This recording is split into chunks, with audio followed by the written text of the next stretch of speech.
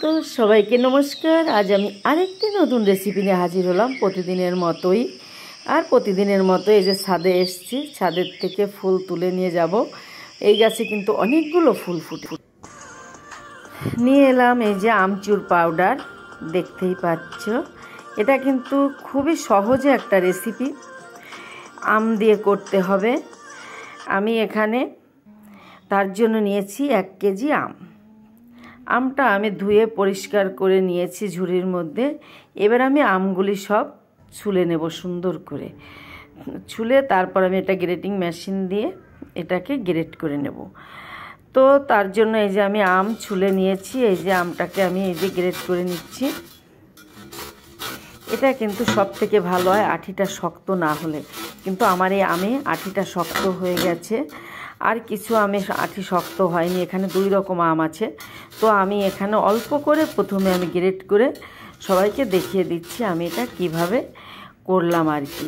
তো আমি এখানে 1 কেজির বেশি কিন্তু আমটা দিয়েছি, 2 কেজির মতো আম আমার প্রথম দিনে হয়েছে এই আমের 1 কেজি।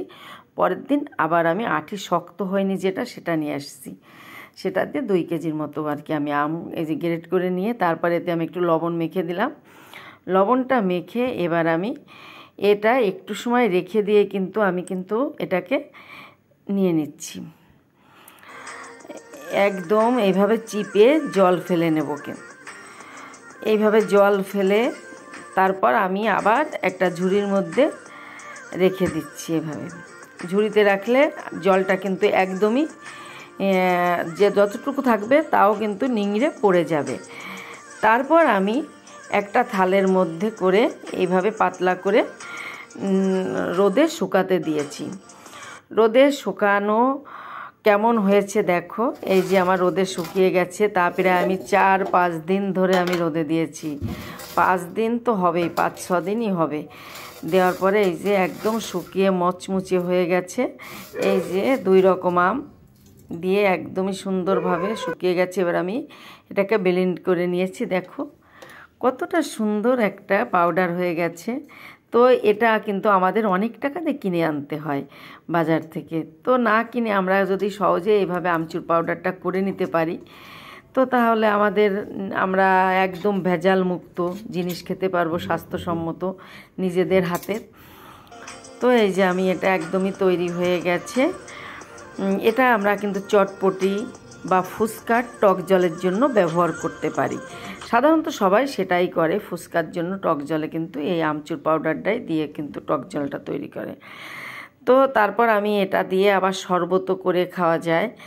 আমি কিন্তু এটা দিয়ে করে রাখি সারা বছর ভরে, কিন্তু শরবত খাওয়া যায়। আমের শরবতটার ঘিরানো আমের মতো বের হয়। আমি এখানে 1/2 চামচের মতো আমচুর পাউডার দিয়ে দিলাম। তারপর এর মধ্যে আমি দিয়ে দিচ্ছি এই যে একটু বিট লবণ। আমি কিন্তু 1 গ্লাসের মতো দিচ্ছি সব কিছু, যে যেমন খাবে মিষ্টিটা। আমি চিনি দিয়ে দিচ্ছি একটু, যেহেতু আমরা চিনিটা একটু কম খাই তার জন্য। আর এই গুঁড়োটা কিন্তু যত ভেজবে একটু ভিজিয়ে রাখলে বেশি ভালো হয় আমচুর পাউডারের শরবতটা। এই পর্যায়ে এর মধ্যে আমি দিয়ে দিচ্ছি একটু গোলমরিচের গুঁড়ো। গোলমরিচের গুঁড়োটা দিয়ে এবার আর একটু ভালো করে ঘুটে মিশিয়ে নিচ্ছি ভালো করে মিশিয়ে নেওয়ার পর এরপরে কিন্তু আরেকটা জিনিস দেব, যেটার জন্য কিন্তু স্বাদে গন্ধে একদম বাড়িয়ে দেবে শরবতটা। তো তোমরা ভালো লাগলে লাইক কমেন্ট শেয়ার দিতে ভুলো না, আরেকটা সাবস্ক্রাইব করে দেবে নতুন বন্ধু হলে। এরপরে এই যে দিয়ে দিলাম একটু কারি পাতার গুঁড়ো। আমি কিন্তু কারি পাতাটাকে শুকিয়ে গুঁড়ো করে রেখে দিই ফ্রিজে। এই গুঁড়োটা দিলে কিন্তু শরবতে একটা সুন্দর ঘ্রাণ বের হয়।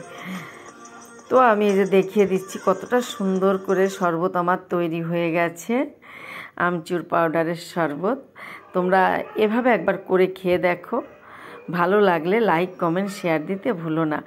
এভাবে করার পরে কেমন হয় অবশ্যই আমাকে কমেন্ট করে জানাবে। তো এটা করে নিয়েছি, এবার আমার বিগ বস খাওয়ার অপেক্ষায় আছে। আসলে গরমে দুপুরে আসলে অনেক গরম, কিন্তু সে আগে আমি কিন্তু প্রথমে এই শরবতটা দিই, তারপর কিন্তু হাত মুখ ধোয়। তো সবাই ভালো থাকো, সুস্থ থাকো, সবাইকে ধন্যবাদ। আজ এই পর্যন্ত। কেমন হয়েছে বলো?